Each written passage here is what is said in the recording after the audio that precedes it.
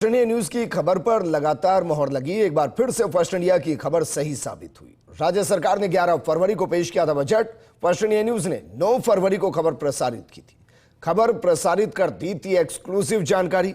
खबर में बताया गया था कि द्रव्यवती नदी को लेकर आगामी बजट में बड़ी घोषणा हो सकती है। नदी पर एलिवेटेड रोड बनाने की बड़ी घोषणा की जा सकती है। ये रिपोर्ट देखिए। मुख्यमंत्री वचनलाल शर्मा ने विधानसभा में की यही घोषणा। द्रव्यवती नदी पर 36 किलोमीटर लंबी एलिवेटेड रोड बनाने की घोषणा। करीब 5000 करोड़ रुपए की लागत का है ये प्रोजेक्ट। मजार डैम से लेकर महल रोड पर बॉम्बे हॉस्पिटल तक बनेगी एलिवेटेड रोड। इस प्रोजेक्ट की जेडीए पहले कराएगा फिजिबिलिटी रिपोर्ट। रिपोर्ट में प्रोजेक्ट फिजिबल होने पर जेडीए तैयार कराएगा डीपीआर। जेडीए प्रोजेक्ट की तैयार कराएगा डिटेल प्रोजेक्ट रिपोर्ट। इस डीपीआर के आधार पर प्रोजेक्ट के लिए जेडीए जारी करेगा निविदा। शहर के यातायात जाम की समस्या के लिहाज से माना जा रहा महत्वपूर्ण। इस एलिवेटेड रोड प्रोजेक्ट को माना जा रहा महत्वपूर्ण। ये नदी करीब 42 किलोमीटर लंबाई में आपस में है जोड़ती। शहर के एक छोर से दूसरे छोर से जोड़ती है द्रव्यवती नदी। इस नदी के दोनों तरफ है शहर की घनी आबादी के कई इलाके। नदी पर बनी एलिवेटेड रोड पर आवागमन से हो जाएगा कम। शहर की प्रमुख सड़कों पर यातायात का दबाव होगा कम। जिन वाहन चालकों को इस नदी के एक छोर से दूसरे छोर की तरफ और नदी के पास बसे इलाकों में करना होता है आवागमन, वो वाहन चालक इस नदी पर बनी एलिवेटेड रोड का कर सकेंगे इस्तेमाल। हालांकि इस प्रोजेक्ट की राह में है कुछ मुश्किलें।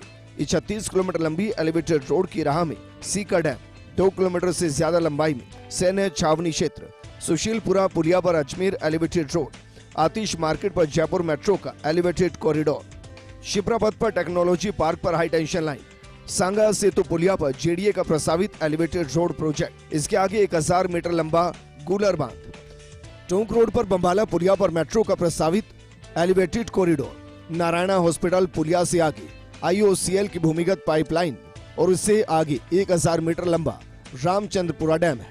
इन तमाम निर्माण, हाई टेंशन लाइन और विभिन्न प्रकार के डैम को देखते हुए किस तरह ये प्रोजेक्ट है फिजिबल, इसको लेकर ही फिजिबिलिटी रिपोर्ट में दी जाएगी जानकारी। इस प्रोजेक्ट के अलाइनमेंट में जो आएंगी शहर की प्रमुख सड़कें, उन सड़कों पर उतरने और उन सड़कों से एलिवेटेड पर चढ़ने के लिए होंगे प्रस्तावित। इस प्रोजेक्ट में क्लोवर लीफ किए जाएंगे प्रस्तावित। इस प्रोजेक्ट का काम पूरा होने में 4 से 5 साल लगने की संभावना है।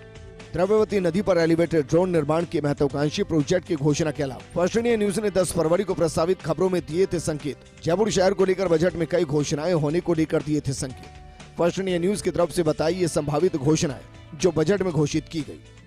राज्य सरकार के बजट में की गई घोषणाओं के मुताबिक अरण्य भवन से जगतपुरा आरोबी तक बनेगी एलिवेटेड रोड। इस पर खर्च किए जाएंगे 560 करोड़ रुपए। न्यू सांगाने रोड और मुहाना मंडी रोड के बीच होगा मास्टर ड्रेनेज का कार्य। इस प्रोजेक्ट पर खर्च होंगे 100 करोड़ रुपए।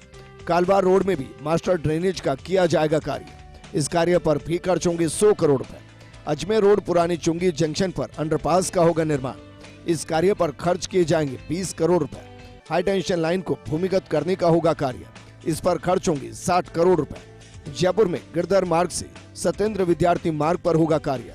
गंदे नाले को ढकने का होगा काम। इस कार्य पर खर्च होंगे 28 करोड़ रुपए।